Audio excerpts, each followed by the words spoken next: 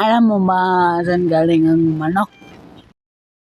Ito ang sagot sa loob ng laro sa Minecraft.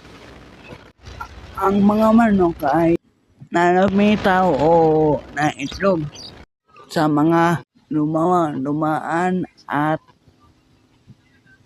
karamihan sa mga lugar sa overworld, hindi sa ibang dimensyon.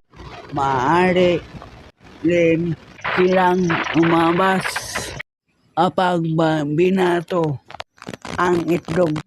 May pagkataong gawa idinagdag sila ni Mojang sa noong July 2010. Alpha 1.0 bago pa ito tinatawag to pato.